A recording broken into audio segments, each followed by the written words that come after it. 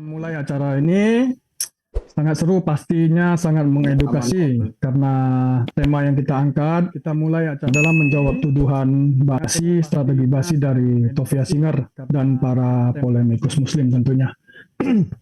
Sesi ini kami kemas sebagai respon atas pertanggungjawaban iman terhadap tuduhan kepada kekristenan dari Rabi Tovia Singer pada sesi live YouTube bersama dengan Don Ditan dan Muhammad Ali beberapa hari yang lalu. Oke, malam ini kita akan kupas satu persatu ya kesalahpahaman akibat gagal paham dari para penuduh. Tentunya dengan tujuan agar mereka paham bahwa mereka itu tidak pernah benar-benar paham akan iman kami Kristen, kekristenan kami. Ya, memang itulah ada perbedaan di sini. Malam ini kami ditemani dua narasumber. Kita sapa dulu Pak Gracia Pelo dan Pak Deki. Selamat malam, shalom Pak. Shalom. Dan juga ditemani para co-host. Saya mulai dari Pak Gracia untuk menyampaikan sedikit argumen terbuka agar acara ini lebih menarik untuk kita tanggapi. Silakan Pak Gracia. Oke, shalom. Saya kasih sedikit materi bahwa apa yang disampaikan oleh Tovia Singer itu berita busuk, mulut kotor dari Yahudi yang bidat-bidat Yahudi modern yang sudah saya pelajari sejak 20 tahun yang lalu.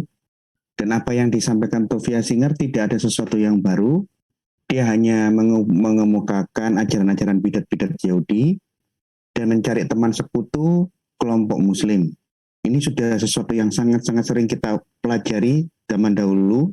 Bahkan saya sudah tulis sebagian kutipan pandangan Yahudi Kristen, Yahudi Mesianik, dan saya sudah masukkan dalam buku saya di teknik-teknik apologetika kedua. Yang pertama saya ingin tegaskan, Kristen lebih tua, lebih monoteisme, lebih sejati dari Yahudi modern yang adalah bidat. Karena kita muncul dari pertengahan abad pertama, di mana teologi kita, teologi kekristenan, yang muncul di pertengahan abad pertama, sebelum pertengahan abad pertama, lebih sesuai dengan Yahudi kuno yang sangat-sangat monoteisme. Kristen tidak turun dari langit, tapi kita hadir dari Yudaisme kuno. Jadi kalau dibandingkan dengan Yahudi modern, ini anak kecil. Jadi Tovia Singer, Rabi yang mulut kotor yang harus sikat gigi itu, dia adalah produk bidat modern dari zaman Rabini pasca kekristenan. Dibanding dengan kekristenan, Yahudi modern adalah ajaran-ajaran sesat. Karena dia baru muncul, doktrin teologinya baru dikembangkan, dibentuk di atas abad keempat Masehi. Nanti kita akan tunjukkan bahwa ajaran-ajaran kekristenan sama dengan Yahudi kuno, tapi berbeda dengan Yahudi bidat dari abad keempat ke atas. Jadi kalau kita lihat sejarahnya, kekristenan lebih tua dari Yahudi modern, kita lebih murni tentang kemonoteisannya, dengan Yahudi modern itu monoteisme munafik dan mereka adalah bidat-bidat. Yang saya amati dari postingannya Tovia Singer berkolaborasi dengan polemikus Muslim, dia hanya mengcopy paste menggunakan metode yang sama dengan Muslim, memfitnah kekristenan bahwa Tritunggal itu adalah politeisme. Ini ide basi. Tapi saya tegaskan tidak semua rabi Yahudi atau sarjana Yahudi itu sedungu Tovia Singer yang mulutnya sekotor, banyak jigongnya, banyak kidalnya, seperti Tovia Singer yang banyak kekeliruannya. Beberapa Yahudi, scholar Yahudi yang modern, dia tidak mengikuti tradisi kebidatan rabi-rabi Yahudi modern. Masih ada scholar Yahudi yang menggunakan nalar dan jujur, yang bisa menjelaskan di dalam tulisan-tulisannya dia sebagai scholar Yahudi, bahwa Tritunggal berakar dari Yudaisme, berakar dari tanah, dan tidak ada ide politeisme pagan di dalam Tritunggal. Contohnya scholar Alan Siegel, Daniel Boyarin menuliskan buku ini, tapi terus terang saya tidak akan ulas tulisan-tulisannya Daniel Boyarin dan scholar Yahudi yang bisa memahami Tritunggal itu berakar dari Yudaisme, karena ini akan memakan waktu. Saya sebutkan nama, nanti saya akan buatkan postingan khusus mengenai ini, bahwa sebagian sarjana scholar-scholar Yahudi modern mengakui bahwa Tritunggal adalah monoteisme yang semua berakar dari Yudaisme. Kekeliruan Tovia Singer, orang Kristen memahami Elohim itu memang kata jamak, tetapi dia ehad, dia esa. Bahwa firman Allah, putra, itu ada di dalam Allah. Kekeliruan dan kekonyolannya Tovia Singer, dia memberikan gambaran ajaran bidat bahwa antara Allah dan firman Allah, antara sang Bapa dengan sang Putra, itu dua entitas yang terpisah. Ini ajaran bidatnya Tovia Singer yang tidak pernah diimani orang Kristen manapun. Kristen mengajarkan firman Allah, sang Putra, itu satu dengan sang Bapa. Kai NRK en hologos, kai hologos en prostonteon.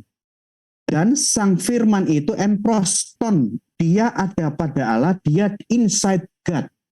Jadi tidak mungkin membayangkan firman Allah terpisah menjadi entitas yang terpisah, dua entitas yang terpisah antara Allah dan firman-Nya. Ini mustahil, karena di dalam Tritunggal, Allah dan firman-Nya itu di dalam satu entitas, satu esensi, satu substansi. Jadi fitnahnya Tovia Singer yang mirip dengan polemikus Muslim, itu sesuatu yang kita ketawakan. Kita tidak pernah mengajarkan ajaran bidat seperti yang diajarkan oleh polemikus Muslim yang terlontar dari mulutnya Rabi yang belum sikat gigi Tovia Singer. Demikian dengan Roh Kudus, rohnya Allah. Rohnya Allah atau hayatnya Allah. Allah kita Allah yang hidup, bukan Allah yang mati.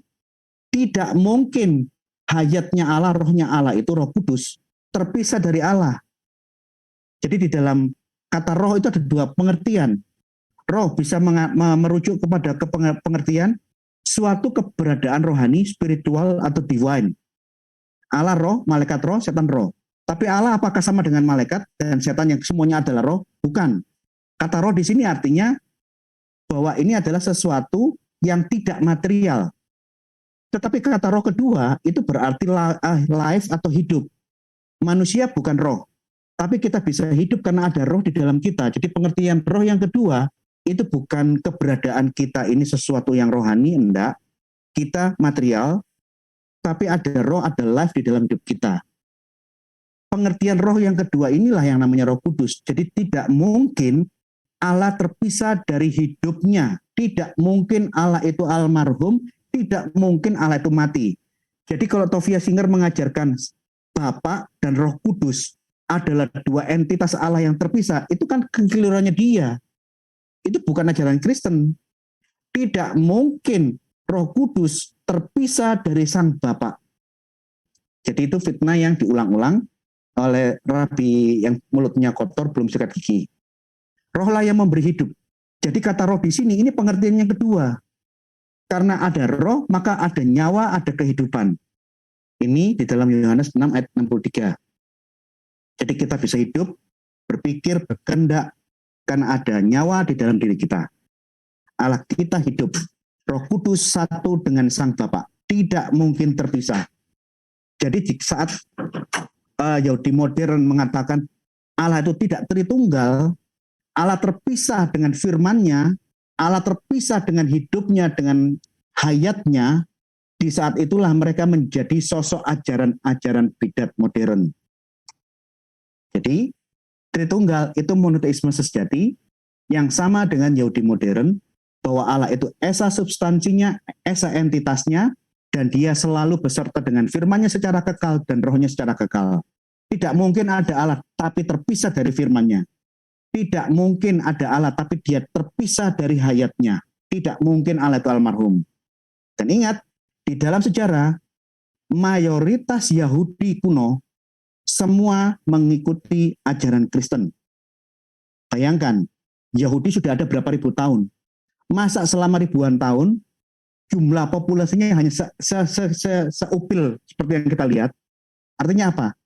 Kemana lain orang Yahudi yang beranak pinak?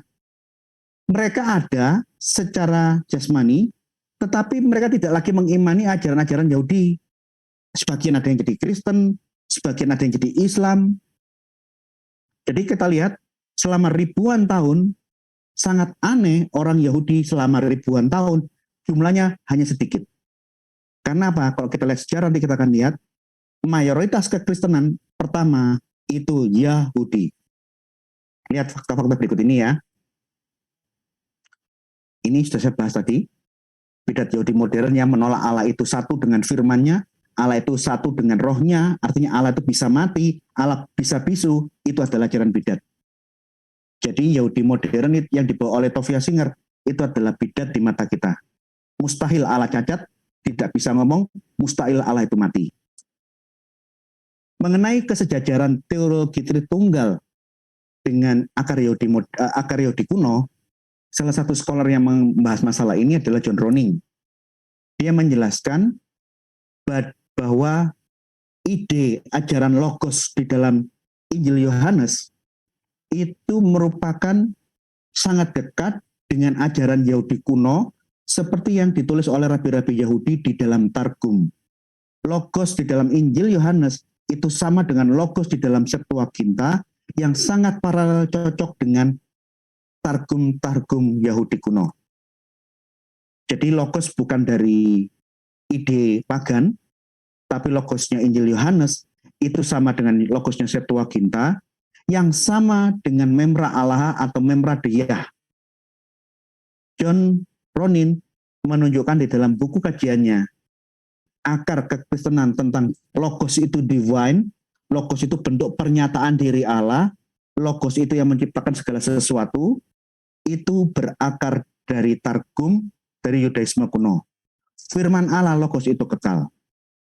Pernyataan diri Allah sendiri. Allah menyatakan dirinya dengan firman-Nya. Jadi bagaimana caranya Allah menyatakan diri? Dengan dengan menyatakan dengan logosnya. Ini saya hanya kutipkan salah satu data yang dipakai di dalam bukunya John Ronin. Sekian banyak targum dia pakai untuk menunjukkan bahwa logos di dalam iman Kristen, di dalam Injil Yohanes, itu ngeplek dengan sekian banyak ajaran yang ditulis oleh rabi-rabi Yahudi di dalam Targum, di dalam Babylonian Talmud, di dalam Mishnah, di dalam Pirkei Rabi Eliezer, yang banyak bersumber dari ide-ide Yahudi kuno. Ini saya tunjukkan bahwa ajaran logos firman Allah itu kekal, dia bukan ciptaan, dia satu di dalam Allah, dan itu merupakan pernyataan diri Allah. Itu bersumber dari Yudaisme itu sendiri. Saya hanya lewatkan saja, nanti saya akan bikin kajian khusus yang lebih detail mengenai ini. Fakta berikutnya, Yesus di saat dia turun sebagai manusia, kita tidak percaya firman turun jadi buku, firman menjadi manusia. Di saat dia turun nuzul menjadi manusia, Yesus adalah rabi Yahudi. Paulus adalah rabi Yahudi karena dia tercatat mengajar bersabat-sabat, berminggu-minggu di sinagog.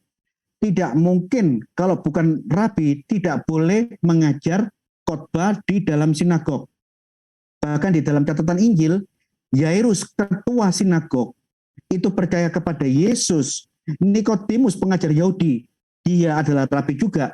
Dia beriman kepada Yesus. Setidaknya ada 4 rabi yang tercatat di dalam perjanjian baru. Itu adalah rabi-rabi Yahudi. Yesus rabi Yahudi. Akankah kita mempertanyakan kemonoteisan rabi? Paulus adalah rabi. Apakah Rabi Saul atau Rabi Paulus dipertanyakan tentang kemonoteisannya? Apakah Yairus, Nikodemus, rabi-rabi Yahudi, ketua sinagog, dipertanyakan kemonoteisannya? Saya rasa Tovia Singer harus diperiksa nalarnya dan skiloginya ya. Jadi saya katakan secara garis besarnya, kekristenan itu lebih dekat sama dengan ajaran Yahudi kuno. Kalau di kemudian hari ada konflik kekristenan dengan Yahudi dan Yahudi modern bereaksi membuat tafsiran yang berbeda untuk menentang kekristenan, itu wajar. Yang jelas, mayoritas Yahudi di zaman kuno adalah orang-orang Kristen. Bayangkan, di dalam Kisah para Rasul 2:41, orang yang menerima perkataan itu di Yerusalem, orang-orang Yahudi, memberikan diri mereka dibaptis, percaya kepada Yesus, dan menjadi satu dengan kelompok orang-orang Kristen. Di Yerusalem, gara-gara khotbahnya Petrus, hanya momen itu saja tercatat, kira-kira 3.000 orang Yahudi mengikrarkan percaya kepada Yesus.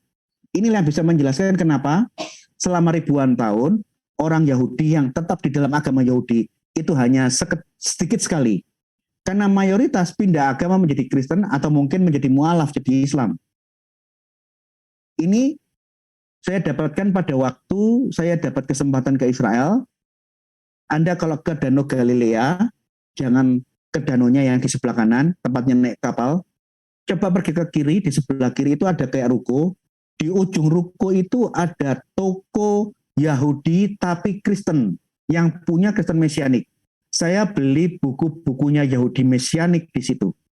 Jadi orang-orang Yahudi Mesianik, salah satu komunitasnya ada di Danau Galilea. Bahkan mereka punya toko rohani di tepi Danau Galilea. Saya beli di situ. Mesiah teks. Data-data ajaran rabi-rabi Yahudi kuno tentang Mesias yang sama persis dengan yang diajarkan oleh bapak-bapak gereja. Dia buat datanya di sini. Kotil. Mesias, pengharapan Israel, dan pengharapan semua bangsa. Nubuat dan sejarah tentang pewahyuan sang Mesias, Alfred Edersheim. Ada eksposisi tentang Yesaya 53. Ini dari Moses Morgoliath. Semua yang nulis buku di sini adalah orang-orang Yahudi yang sudah percaya Yesus adalah Mesias. Yesus adalah Tuhan yang menjelma menjadi manusia. Mereka percaya Yesus adalah Mesias yang ilahi yang menderita demi kita. Semua yang saya tunjukkan ini buku-buku Yahudi semua yang tulis. Tapi dia satu iman dengan kita. Jadi fitnah busuknya fitnah Tofia yang kotor lagi yang lain, itu salah satu yang saya lihat tuh kekonyolannya dia di saat dia ngomong tentang Septuaginta, bahwa itu bukan terjemahan Yahudi, itu adalah terjemahan bapak-bapak gereja, terjemahannya Paulus, buatannya Origenes. Ini ketololan dari mana? Septuaginta tidak ada satupun produk Septuaginta tulisan orang Kristen. Yang mengatakan Septuaginta buatannya orang Kristen itu ya mulut kotor, mulut busuknya Tovia Singer yang belum sikat gigi. Yang menerjemahkan semuanya itu orang Yahudi. Tanah diterjemahkan. Bukan hanya Taurat saja. Itu kekeliruan fatalnya Tovia Singer. Dan tidak ada campur tangan tentang pembuatan Septuaginta karena 70 orang Yahudi adalah rabi-rabi orang Yahudi sendiri. Kenapa ada penerjemahan Taurat dari bahasa Ibrani ke dalam bahasa Yunani di diaspora? Nanti di abad pertama diterjemahkan dalam bahasa Aramaik, dalam Targum. Karena bahasa Ibrani sudah mulai mati di abad keempat, di abad pertama sudah tidak dipakai di dalam percakapan sehari-hari. Itulah sebabnya orang-orang Yahudi yang di diaspora, dia lebih familiar, lebih mengerti dalam bahasa Yunani, oleh karena itu ya rabi-rabi menerjemahkan. Dan bahasa Ibrani yang sekat ini dipakai oleh Tovia Singer yang bermulut bau itu bahasa yang baru dihidupkan tahun 1920 atas jasa Eliezer ben Yehuda. Eliezer ben Yehuda mengajarkan abjad per abjad kata per kata kepada komunitas Yahudi yang ada di Eropa. Atas jasanya, bahasa Ibrani yang mati 2000 tahun kembali dipakai di zaman modern. Ini adalah bahasa yang baru dihidupkan. Ini faktanya. Anda nanti bisa cari sendiri di luar live saya dengan Pak Deki. Siapakah Eliezer ben Yehuda yang menghidupkan bahasa Ibrani di tahun 1920? Silakan cari sendiri di Google. Ini sangat terkenal orang ini. Jadi, dia membuat suatu cerita yang konyol bahwa Septuaginta adalah buatannya orang Kristen. Itu suatu kisah yang menggelikan, suatu omong kosong. Dia hanya cari kambing hitam. Bahwa Septuaginta itu adalah terjemahannya Paulus. No, Paulus tidak pernah membuat suatu terjemahan apapun tentang kitab suci. Itu terjemahannya yang dibuat oleh Origenes. Tidak pernah. Origenes tidak membuat terjemahan. Origenes hanya membuat heksapla. Dia mendata, membuat 6 lajur Alkitab di dalam 6 bahasa yang berbeda. Dan dialah yang pertama kali memberikan koreksi-koreksi. Kalau ada salah tulis, huruf yang kurang, itu dia berikan koreksi di dalam heksapla. Artinya, semua bahan-bahan yang dia pakai sebagai heksapla Alkitab dalam 6 lajur, 6 bahasa yang berbeda, itu sudah ada sebelum dia buat. Jadi sama sekali apa yang dikerjakan Origenes bukan pengerjaan pertama Septuaginta. Tidak ada satu scholar pun yang mendukung mulut kotornya si Tovia Singer. Dia orang yang memang mungkin hanya cari teman untuk melindungi Yahudi. Dia berkolaborasi dengan Muslim dan membuat fitnah-fitnah yang omong kosong semacam ini. Nih, saya tunjukkan kebenaran Septuaginta. Septuaginta ditulis oleh orang Yahudi sendiri. Kita pernah ada konflik dengan orang Yahudi modern karena mayoritas terjemahan Yahudi modern untuk Mazmur 22:17 dia tidak menerjemahkan seperti yang kita baca. Kalau kita lihat Alkitabnya orang-orang Kristen, sebab anjing-anjing mengurumuni aku, gerombolan penjahat mengepung aku. Di dalam Alkitab versi orang-orang Kristen, mereka menusuk tangan dan kakiku. Tapi di dalam tanah, di dalam perjanjian lama pilihnya orang-orang Yahudi, tidak, mereka menusuk tangan dan kakiku. Tertulis di dalam mayoritas Masoretic text, seperti singa tangan dan kakiku. Orang Yahudi modern menuduh bahwa orang Kristen menerjemahkan ayat itu, mereka menusuk tangan dan kakiku sebagai upaya pemalsuan Alkitab untuk mendukung penyaliban Yesus. Tidak. Mereka menusuk tangan dan kakiku ada di dalam varian minor Masoretic text. Perjanjian Lama Ibrani memiliki varian ini. Bahkan apa yang disalin di dalam yang kita gunakan Septuaginta dibuktikan kebenarannya dengan penemuan The Dead Sea Scroll. Jadi apa yang dipakai orang Kristen mengenai Mazmur 22:17 itu sama dengan Masoretic text varian minor, sama dengan Septuaginta, tulisannya orang-orang Yahudi sendiri, rabi-rabi Yahudi, dan dibuktikan kebenarannya dengan penemuan The Dead Sea Scroll. Dengan ditemukannya The Dead Sea Scroll, ini fakta yang tak terbantahkan, bahwa varian mayoritas Masoretic text itu yang keliru, yang salah salin, bahkan bahasanya, tata bahasanya menjadi janggal. Kok bisa tiba-tiba seperti singa tangan dan kakiku? Ini rujukannya dari mana? Ini loh buktinya. Di dalam kajian kritik teks perjanjian lama, Mazmur 22 ayat 17, nih, itu ada sama dengan varian Masoretic text. Di PC Masoretic Edition ini tertulis kaari, karu. Mereka menusuk, bukan keari, bukan keari, tapi karu. Ada di dalam edisi yang berikutnya, CF logonya apa? Ini logo-logo tentang lambang-lambang varian-varian manuskrip-manuskrip perjanjian lama. Ada manuskrip-manuskrip kuno yang menuliskan sama dengan orang-orang Kristen, menusuk, karu, bukan seperti singa. Jadi kita cocok. Kedua, nih, pada waktu penemuan The Dead Sea Scroll, ditemukan di serpian Mazmur 22 tertulis karu. Nih. K Alef R U. Dengan ditemukan serpian Mazmur 22, The Dead Sea Scroll mengkonfirmasi, meneguhkan kebenaran terjemahan yang dipakai orang Kristen, menusuk tangan dan kakiku. Jadi ada nubuatan sebelum Mesias itu muncul, Mesias sudah dinubuatkan dia akan ditusuk tangan dan kakinya. Kita tidak pernah membuat ayat yang baru. Malah varian teks bukan karu tapi keari, itulah yang salah tulis. Jadi harusnya yodnya agak ke bawah menjadi terbaca wow. Mungkin yang nulis hanya sampai di atas toh, jadi terbaca kari. Jadi dia kurang bawah. Yang keliru itu Yahudi malah. Termasuk Alma. Di dalam terjemahan perjanjian Septuaginta, artinya seorang virgin, seorang perawan. Ini mau dibantah gimana? Karena memang Alma bisa virgin, bisa perempuan muda. Dalam konteks saat ini, rabi-rabi Yahudi menggunakan kata virgin. Bahkan ada suatu kisah yang saya baca di dalam buku Bapak Gereja, ini menarik. Salah satu dari rabi-rabi Yahudi yang menerjemahkan Septuaginta adalah Simeon the Elder. Simeon yang minta mati pada waktu dia ketemu Yesus, Tuhan, izinkan hambamu pergi dengan damai. Itu adalah satu penerjemah Septuaginta menurut catatan bapak-bapak gereja. Kok bisa? Dia dibiarkan hidup karena dari sekian banyak orang, dari 70 Yahudi, hanya Simeon yang menerjemahkan ayat ini bukan virgin, bukan virgin, perawan, tapi dia menerjemahkan menjadi seorang perempuan muda akan melahirkan. Karena dimungkinkan seorang perempuan muda kawin dan menikah. Gara-gara semua rabi-rabi Yahudi penerjemah Septuaginta menerjemahkan the virgin akan melahirkan seorang anak, hanya dia yang ragu-ragu dengan kata virgin dirubah dengan perempuan muda.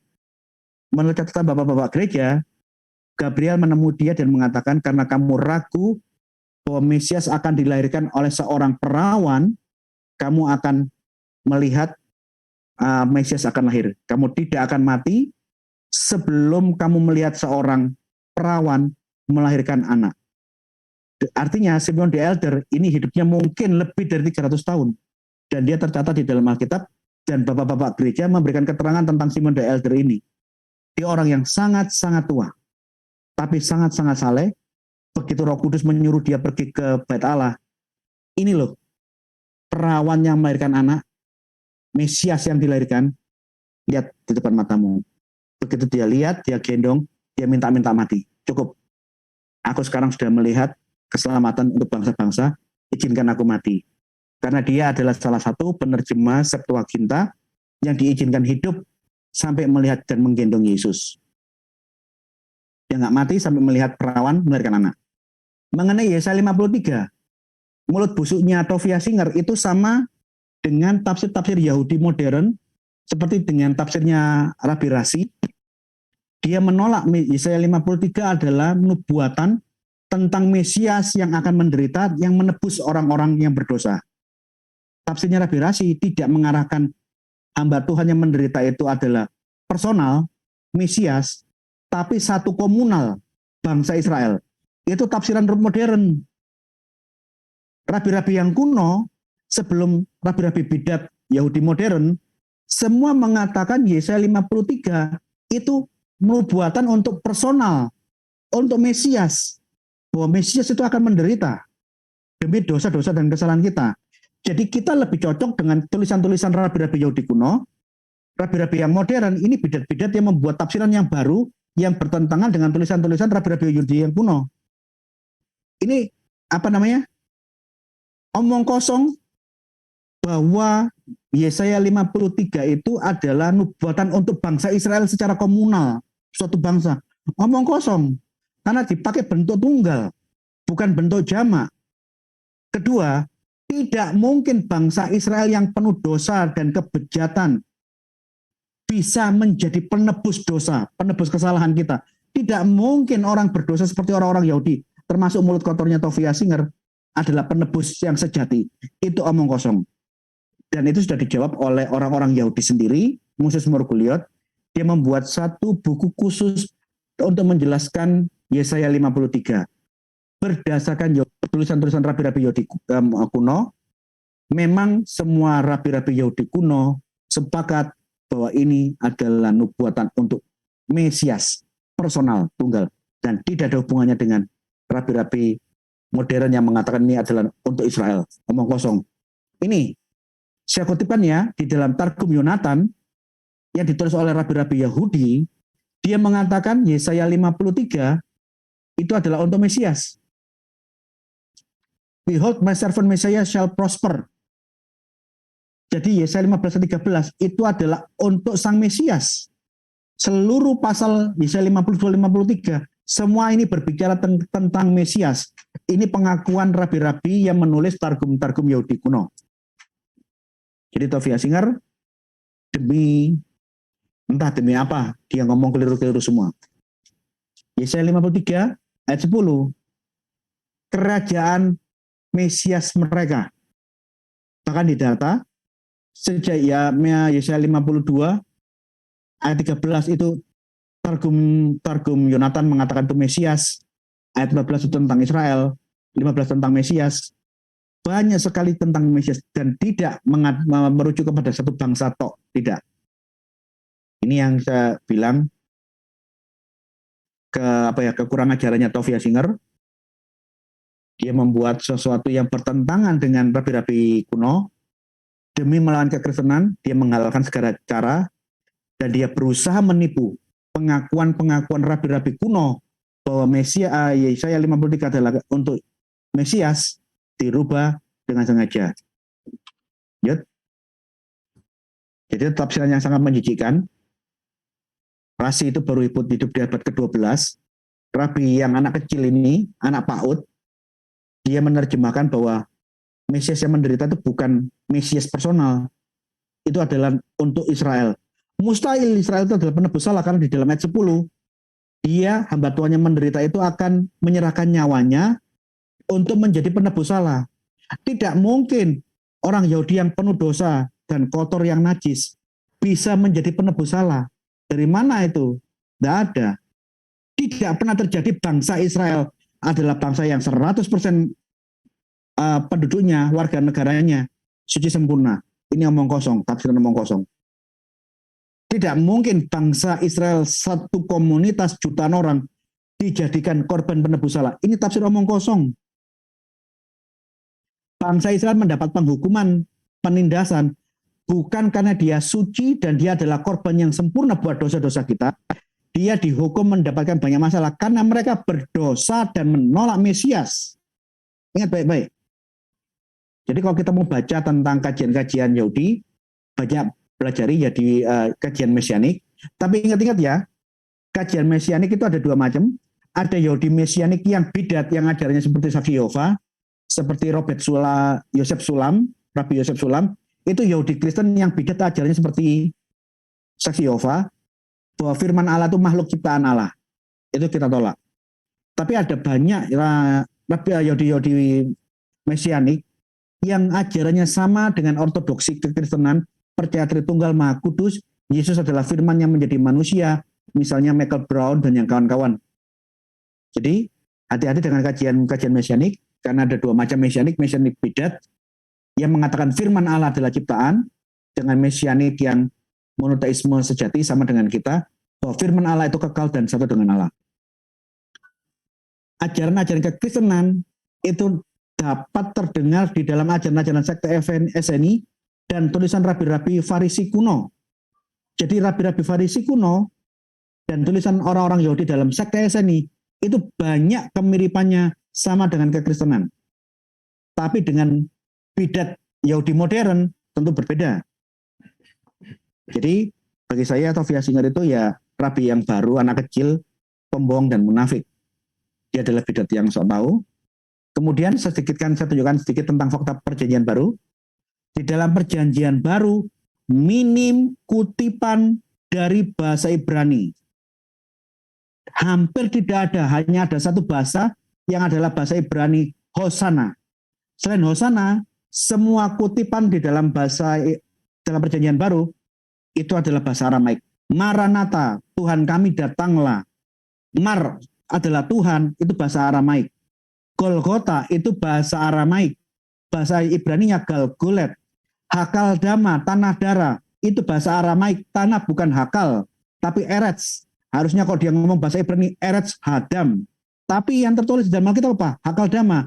Artinya, Yesus orang perjanjian baru tidak sedang berbicara dalam bahasa Ibrani. Ini fakta. Evata, bahasa Aramaik. Talitakum, hai anak bangkitlah, itu bahasa Aramaik, bukan bahasa Ibrani. Eli lama sabahtani, kutipan dari Mazmur 22 ayat yang pertama. Itu pun bukan bahasa Ibrani, itu bahasa Aramaik. Gibata, tempat duduknya Pilatus, itu pun bahasa Aramaik.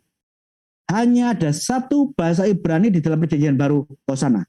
Selebihnya itu adalah bahasa Aramaik yang dipakai oleh penulis-penulis perjanjian baru. Fakta yang lain, di zaman perjanjian baru, targum-targum Aramaik bermunculan. Ini menguatkan bahwa orang Ibrani di zaman itu, di zaman Yesus, tidak lagi menggunakan bahasa Ibrani sebagai bahasa sehari-hari. Bahkan Talmud, 95% sampai 98% bahasanya Aramaik.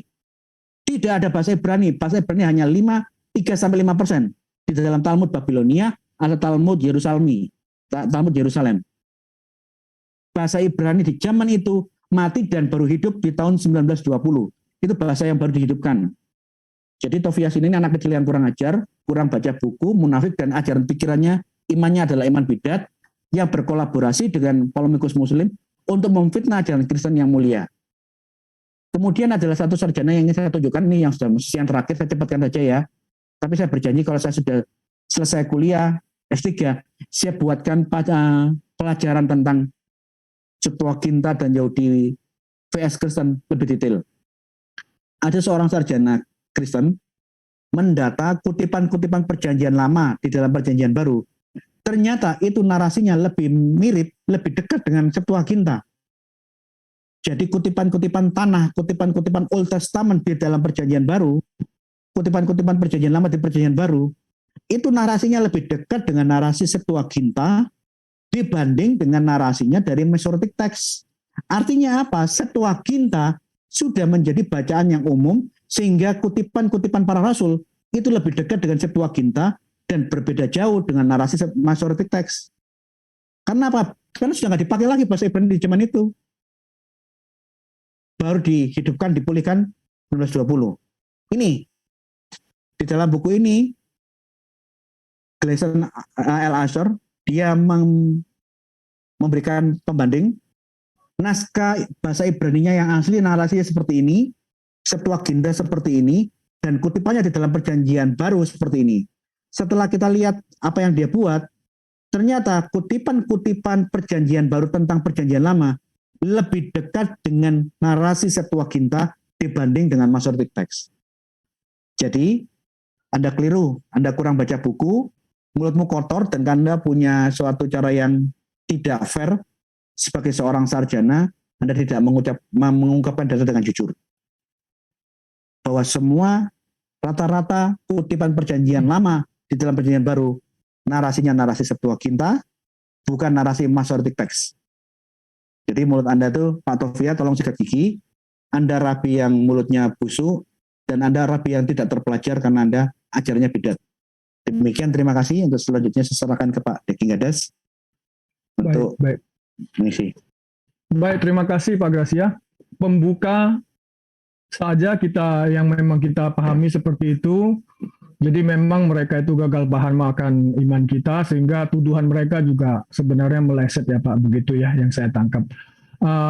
Kita juga belum masuk ke menjawab tuduhan-tuduhan dari pertanyaan-pertanyaan yang mereka rangkum, dan juga Pak Gracia sudah hampir semua terjawab saya rasa dari presentasi tadi, sangat komprehensif.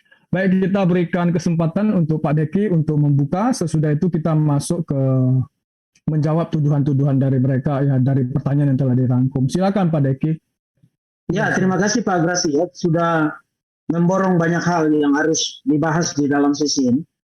Ada satu isu fundamental yang sebenarnya menjadi penekanan utama dari si Rabi Paut ini adalah bahwa Tanakh itu sama sekali tidak bicara tentang doktrin Trinitas. Jadi ide tentang Trinitas itu tidak ada di dalam Tanakh atau di dalam perjanjian lama. Nah, malam ini saya akan kasih lihat kepada Rabi Paut ini bahwa dia sebenarnya berbicara tapi dia tidak tahu apa yang dia bicarakan. Karena kalau saudara baca Tanakh, bahkan membacanya di dalam terjemahan saja, saudara tidak mungkin melihat ide Unitarianisme Rabinik di situ. Sama sekali tidak. Dan saya akan buktikan bahwa Unitarianisme Rabiniknya Tovia Singer itu adalah bidat yang bahkan sebenarnya tidak ada di dalam Tanakh. Jadi Tanakh adalah musuh bagi Unitarianisme Rabinik yang dianut oleh Rabi Paut ini. Pertama, mari kita lihat dulu sebenarnya Tritunggal itu apa, karena banyak orang tidak jelas, termasuk Tovia Singer juga tidak jelas tentang Tritunggal. Ya.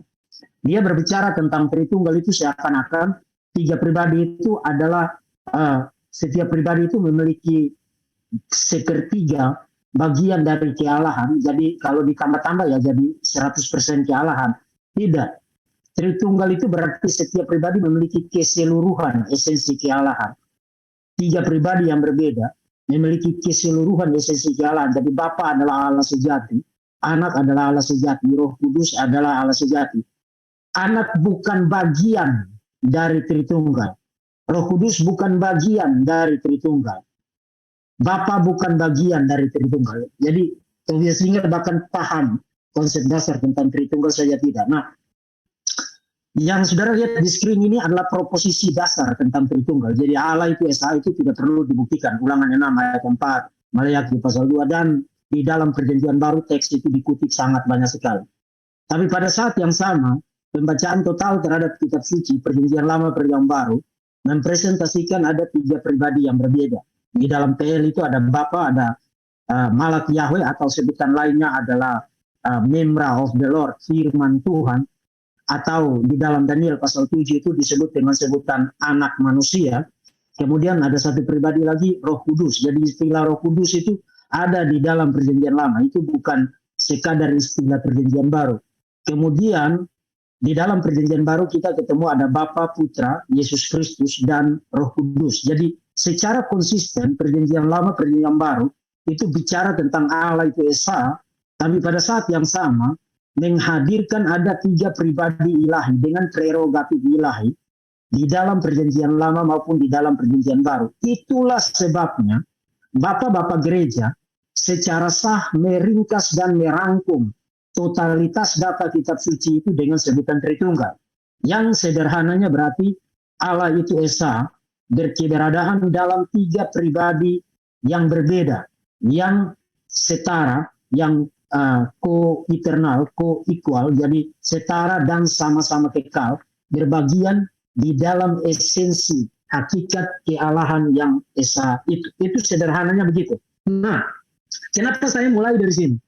Saya mulai dari sini karena begini, kalau doktrin ini benar, maka kita harus punya ekspektasi ketika membaca kitab suci. Kita punya harapan membaca kitab suci. Kalau doktrin ini benar, artinya kalau doktrin ini secara sah berasal dari kitab suci, dan kita akan batasi pada perjanjian lama, kalau doktrin ini benar, maka kita akan expect 2 hal. Kita akan expect ada ekspresi tunggal tentang Allah, dan yang kedua ada ekspresi jamak, plural tentang Allah di dalam perjanjian lama. Sebaliknya, kalau Rabbi Tovia Singer konsep ketuhanannya benar, yang disebut dengan Unitarianisme rabbinik itu benar, maka kita expect ada bentuk tunggal, tapi kita tidak boleh expect ketemu bentuk plural untuk Allah di dalam perjanjian lama. Karena begitu yuk ketemu bentuk plural, Unitarianisme selesai. Untuk apa bentuk plural itu kalau Tuhan itu Unitarian? Itu logiknya begitu. Jadi kalau yuk baca perjanjian lama, yuk ketemu bentuk tunggal, itu bukan merupakan bantahan terhadap Tritunggal. Karena ingat, Tritunggal percaya Tuhan itu Esa. Sebaliknya kalau yuk ketemu bentuk plural, maka Rabbinic Judaism selesai, itu beda. Jadi mari kita lihat ekspektasi yang mana yang dipenuhi oleh Tanakh ketika kita baca itu secara teliti, khususnya data-data yang bicara tentang Tuhan. Jadi pembuktian saya sederhana. Kalau you ketemu bentuk plural untuk Allah, Unitarianisme rabbinik adalah persinahan rohani, tuduhan yang dia berikan kepada kekristenan. Mari kita lihat. Saudara-saudara, dan saya bisa membuat ini menjadi sangat panjang.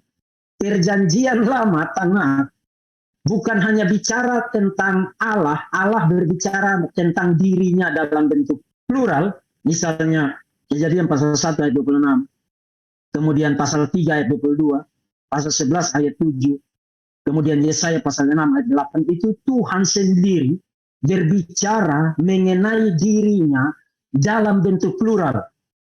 Jadi Tuhan sendiri memberikan self-referensial, referensi diri, mengenai dirinya sendiri dalam bentuk plural. Pertanyaan saya untuk Rabbi Tovia Singer adalah, Tuhan yang Unitarian kenapa menggunakan self-referensi plural untuk dirinya sendiri kalau dia tunggal? Kalau dia itu Unitarian, solitarian, singular. Untuk apa bentuk plural ini? Apa kepentingannya?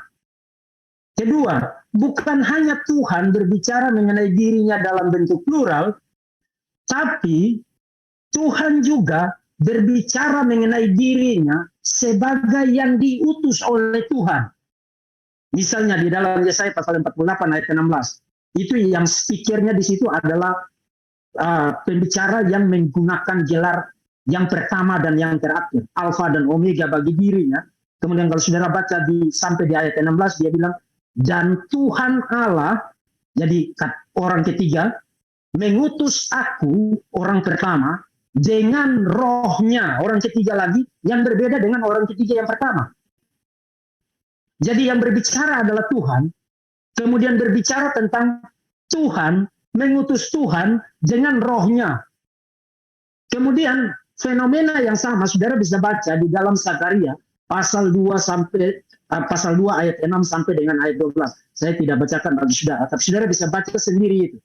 Tuhan berbicara dengan kata ganti orang pertama tunggal, kemudian dia berbicara tentang Tuhan Allah dengan kata ganti orang ketiga tunggal. Jadi Tuhan berbicara tentang dirinya diutus oleh Tuhan Allah. Pertanyaan saya untuk Rabbi Tobias Singer adalah, language semacam ini, ekspresi semacam ini, di mana tempatnya untuk Unitarianisme Rabbi ini? Jangan berdansa soal bahasa Ibraninya. Kita bisa buka bahasa Ibraninya dan kita baca di dalam bahasa Ibraninya dan mengatakan persis seperti yang saya katakan. Tuhan mengutus Tuhan. Unitarianisme Rabbinik itu sudah mati di situ. Karena Unitarianisme Rabbinik itu seperti tauhidnya Islam. Tuhan itu bukan hanya esensinya singular, tapi pribadinya juga satu. Nah, kalau pribadinya satu, kenapa dia ngomong bahwa Tuhan mengutus Tuhan?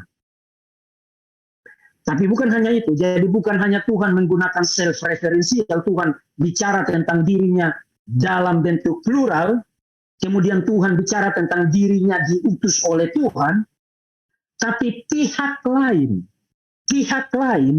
juga bicara tentang Tuhan dalam bentuk jamak. Dan semua yang saudara lihat di screen sekarang, itu juga tidak bisa nyeles. Misalnya seperti kata kerja jamak. Saudara yang belajar bahasa Ibrani, bahasa Yunani, saudara tahu bahwa kalau subjeknya jamak, kata kerjanya itu bisa tunggal. Bisa.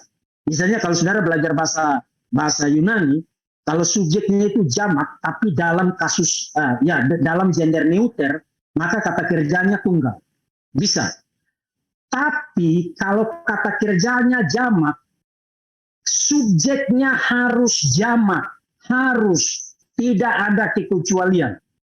Dan bukan hanya satu kasus, tapi banyak kasus mulai dari Torah sampai dengan kitab-kitab lain. Misalnya, Kejadian pasal 20 ayat 13, waktu Abraham bilang, Allah menyebabkan aku mengembara, itu verbnya, kata kerjanya berarti they cause me to wander. Mereka menyebabkan aku mengembara. Nah, mereka di situ siapa? Subjeknya ada di dalam kalimat itu, Elohim. Elohim. Hal yang sama muncul di dalam Kejadian pasal 35 ayat 7. Mereka menyingkapkan diri kepadaku. Itu adalah peristiwa di Betel. Kemudian 2 Samuel pasal 7 ayat 23. Kata kerja jamak dengan subjeknya adalah Elohim. Jadi kalau kata kerjanya jamak, secara gramatikal, Rabbi Tovia Singer, saya tantang kamu untuk membuktikan dari bahasa Ibrani, kalau kata kerjanya jamak, maka subjeknya tunggal. Saya tantang kamu. You tidak akan temukan secara gramatikal, tidak usah kamu berdansa soal kamu itu orang Yahudi. Kamu orang Yahudi goblok kau. Kau tidak ngerti tentang bahasa Ibrani. Kau menipu orang-orang. Kata kerja itu kalau jamak, subjeknya harus jamak. Kalau subjeknya jamak, kata kerjanya bisa tunggal. Tapi kalau kata kerjanya jamak, subjeknya tidak bisa tunggal. Itu aturan gramatikal. Aturan tata bahasa. Nah, kenapa Perjanjian Lama menggunakan verbs, kata kerja jamak dengan subjeknya adalah Tuhan, dan itu digunakan untuk Tuhan. Kenapa? Kalau Tuhan itu Unitarian seperti yang diimani oleh Rabbinic Judaism. Kedua, bukan hanya kata kerja jamak, tapi bentuk partisipal jamak. Misalnya Pengkhotbah 12 ayat 1. Pencipta-pencipta, ingatlah akan your creators, pencipta-penciptamu. Kemudian Mazmur pasal 119 149 ayat 2 juga menggunakan bentuk jamak, partisiple jamak. Yesaya pasal 54 ayat 5, your husbands, your makers. Jadi suami-suamimu, Yahweh dimetaforakan sebagai suami dari Israel. Suami-suamimu bukan tunggal tapi jamak, dan makers, pembuatmu, penciptamu. Itu Yesaya 54 ayat 5. Tidak usah berdasar soal bahasa Ibrani. Kita tahu bahasa Ibrani. Kita tidak bicara bahasa Ibrani, tapi kita ngerti tentang tata bahasa Ibrani. Kemudian bukan hanya bentuk partisiple, tapi kata sifat jamak. Ulangan 4 ayat 7 itu menarik lebih dekat. Itu kata sifat jamak. Dan subjeknya di situ adalah Yahweh. Kemudian Yosua 24 ayat 19. Kedosim, holy ones, bukan holy one, tapi holy ones, yang maha kudus dalam bentuk jamak. Subjeknya adalah Yahweh. Amsal 10 ayat 9. Holy ones, bentuk jamak. Amsal 30 ayat 2-4. Holy ones, bentuk jamak. Nah, bentuk jamak itu ngapain di dalam tanah itu? Kalau Yahweh di dalam tanah itu Unitarian, seperti yang diimani oleh Rabbi Tovia Singer. Tapi juga bukan hanya itu. Pihak lain juga berbicara tentang Yahweh dengan menggunakan perbedaan subjek-objek yang harus berarti plural, harus. Misalnya Kejadian 19 ayat 24. Dan Tuhan menurunkan hujan api dan belerang dari Tuhan, from the Lord out of heaven, dari Tuhan di surga. You akan menjadi seperti orang gila kalau you berpikir itu bicara tentang pribadi yang tunggal. Jadi ada Yahweh di bumi yang di dalam konteksnya pasal 18 baru saja bicara dengan Abraham, bahkan makan makanan dengan Abraham. Kemudian dia pergi ke Sodom dan Gomora, dan Tuhan yang di bumi, Yahweh yang di bumi itu, tetragrammaton itu, menurunkan hujan api dan belerang dari Tuhan di surga. Jadi ada Tuhan di bumi, Yahweh di bumi, dan ada Yahweh di surga. Dan bukan hanya itu, tapi teks ini, Kejadian 19:24, kemudian nanti diulangi kembali, diintonasikan kembali di dalam Nabi Yesaya, Yeremia 50 ayat 40, Amos 4 ayat 11. Dan yang menarik adalah di dalam Amos pasal 4 ayat 11, kalau saudara bicara baca ayat itu Tuhan yang bicara. Dan Tuhan bilang, ketika Tuhan, jadi Tuhan yang ngomong, tapi Tuhan bilang ketika Tuhan menjungkir balikan Sodom dan Gomora. Jadi ini Tuhan yang ngomong, tapi dia bicara tentang ada Tuhan yang menjungkir balikan Sodom dan Gomora. Perbedaan subjek objek. Kemudian Kejadian pasal 35 ayat 1. Tuhan yang berbicara menyuruh Yakub untuk pergi membangun altar untuk Tuhan. Jadi Tuhan menyuruh Yakub membangun altar untuk Tuhan. Kemudian Keluaran pasal 23 ayat 21 bicara tentang malak Yahweh, because my name is in him. Kalau saudara baca ayat 25, itu ayat yang sangat-sangat spektakuler. Karena dia bilang kamu harus beribadah kepada Tuhan Allahmu, orang ketiga tunggal.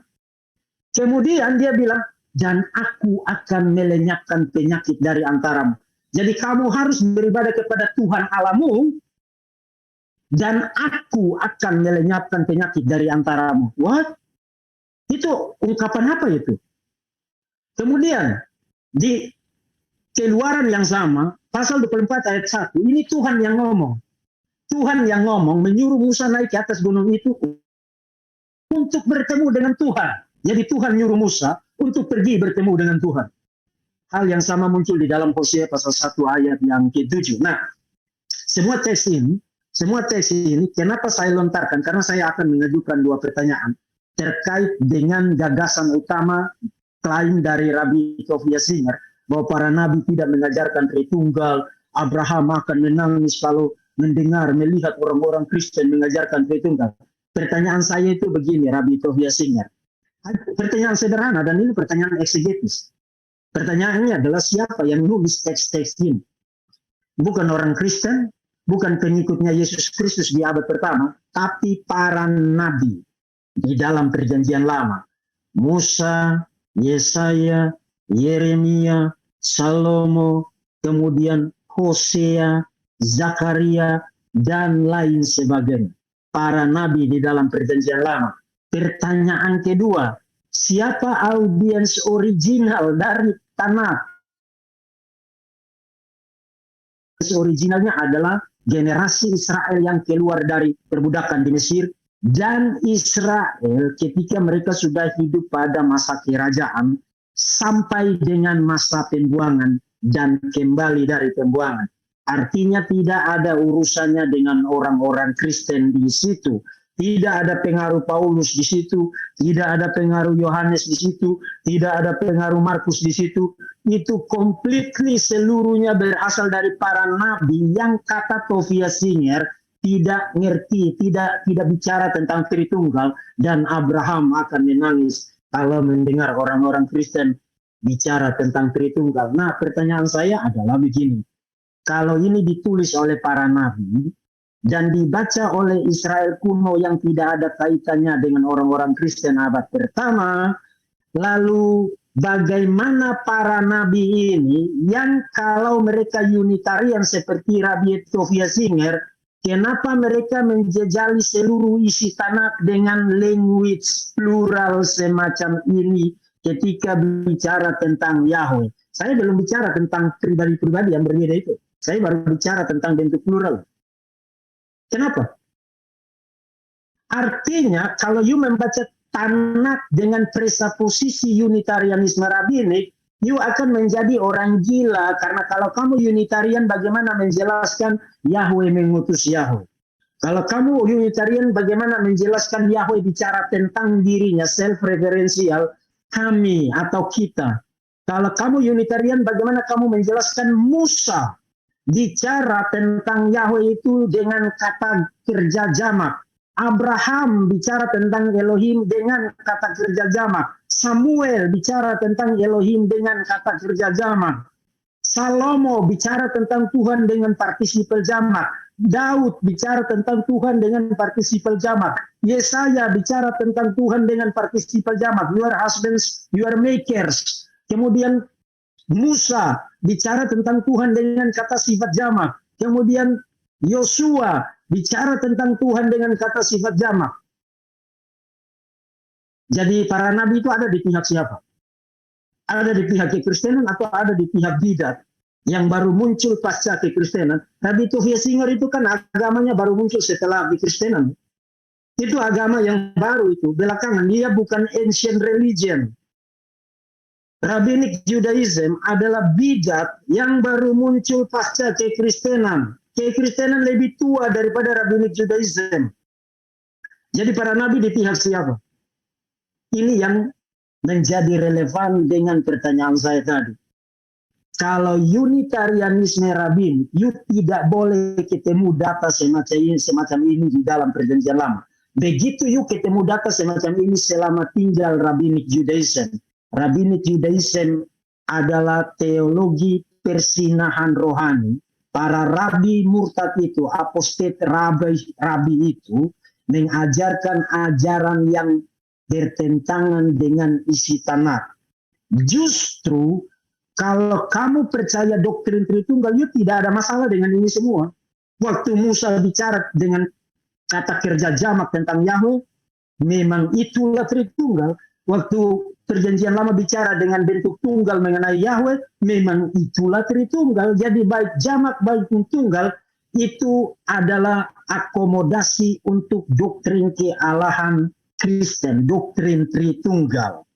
Nah, yang menarik adalah begini. Para rabi sendiri, para rabi apostat ini, para rabi murtad ini sendiri, sadar bahwa itu semua teks itu masalah. Saya kasih 2 contoh saja. Misalnya, diskusi mengenai Keluaran pasal 23 ayat 21 tentang malak Yahweh, yang kemudian konteksnya sampai di pasal 24. Tuhan menyuruh Musa pergi ketemu Tuhan. Itu bahkan ada di dalam Talmud. Kalau saudara baca Trakat Sanhedrin 38b, itu ada diskusi, Rabbi Nahman, itu abad ketiga, bicara tentang Rabbi Idit. Dan Rabbi Nahman bilang begini, kalau kamu tidak sepintar Rabbi Idit, jangan coba-coba berdiskusi dengan para min. Nin itu sebutan bahasa Ibrani untuk para bidat. Dan yang mereka maksudkan adalah orang-orang Yahudi yang percaya two powers in heaven. Kalau kamu tidak sepintar ini, jangan kamu berdiskusi dengan dia. Karena menurut Rabbi Nahaman adalah bisnis berbahaya untuk berdiskusi dengan orang-orang yang percaya begini. Karena kamu tidak bisa refute mereka. Misalnya diskusi tentang Keluaran pasal 24 ayat 1. Di dalam trakat itu dikatakan, mereka yang percaya two powers in heaven bertanya kepada Rabbi Ide, kenapa Tuhan di dalam teks itu tidak bilang begini, naiklah ke atas gunung itu dan berjumpa dengan aku.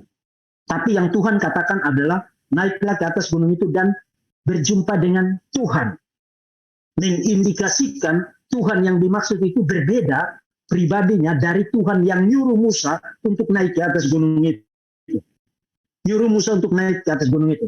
Kemudian Rabbi Hidik bilang gini, oh itu bicara tentang Metatron. Bicara tentang Metatron. Kemudian Minim itu bilang gini, oke, kalau itu Metatron, yang adalah sebuah sebutan untuk malaikat, kalau itu Metatron, maka pertanyaannya, kenapa di Keluaran pasal 23, 21, Tuhan sendiri bilang, namaku ada di dalam dia. Kemudian Rabbi Hidik bilang, ya memang Metatron itu di dalamnya ada nama Yahweh. Kemudian Min itu bilang begini, oke, kalau dia punya nama Yahweh, kenapa Tuhan bilang, kamu harus berhati-hati dengan dia, baik-baik mendengarkan perkataannya, karena kalau kamu berdosa, dia tidak akan mengampuni kamu. Bukankah itu berarti kita harus menyembah dia? Langsung silent. Silent. You tidak bisa jawab lagi. Karena sekarang kalau you ngarang bebas bahwa itu Metatron, maka selamat, mari kita menyembah Metatron. Karena Metatron bukan hanya menyandang nama Yahweh, tapi juga dia punya prerogatif Yahweh untuk menghukum dan mengampuni. Dan bukan hanya itu. Kejadian 19 ayat 24 yang tadi, saudara, yang tadi saya kasih lihat saudara, itu juga trouble banget buat para rabi goblok itu. Trouble banget.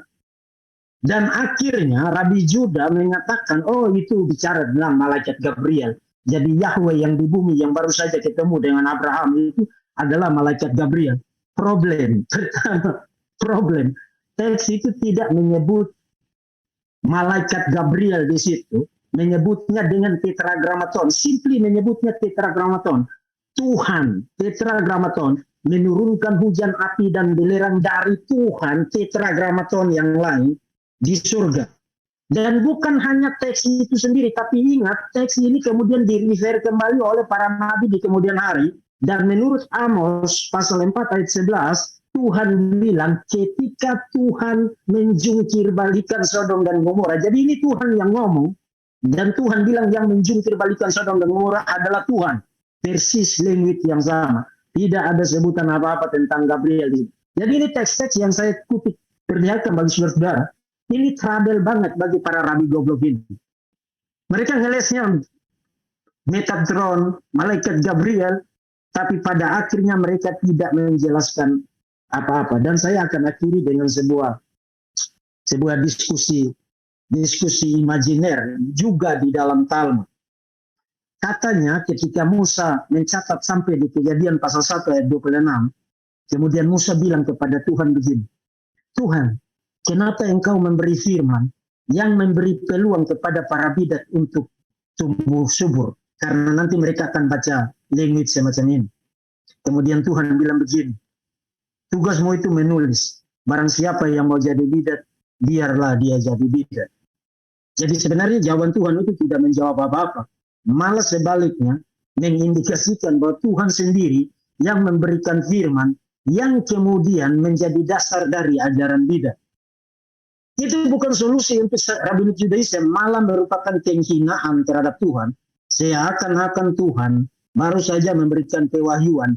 Yang pewahyuan itu sendiri membuka peluang bagi ajaran bidat. Jadi para rabi ini bukan hanya ngeles, tapi mereka kemudian ngeles dan hasil ngeles mereka mengimplikasikan penghinaan terhadap Yahweh. Tanakh bukan sahabat bagi Rabbinic Judaism. Tanakh adalah dasar yang solid, yang jelas, dan yang kokoh untuk doktrin Tritunggal. Orang-orang Kristen tidak membangun doktrin Tritunggal semata-mata berdasarkan perjanjian baru. 27 kitab itu. Orang-orang Kristen membangun doktrin ini berdasarkan pembacaan total terhadap kitab suci, termasuk di dalamnya Tanakh. Dan by the way, data yang saya sampaikan itu hanya sebagian yang kita bisa perlihatkan demi keringkasan waktu. Tapi yang jelas, kalau Rabbi Tovia Singer mengatakan ajaran Tritunggal tidak ada di dalam perjanjian lama, dia punya perjanjian lama yang non-eksis. Ya, dia punya perjanjian lama, dia punya Tanakh yang non-eksis, yang mendukung apa yang dia katakan. Tapi Tanakh yang eksis sampai dengan saat ini, itu adalah Tanakh yang Trinitarian. Tuhan memberkati. Baik, terima kasih Pak Deki. Saya rasa memang kita nggak salah mengangkat judul ini menjawab strategi basi dan tuduhan basi. Saking basinya sekali pukul tutup mulut semua. Jadi sekali ini sudah memang terjawab semua.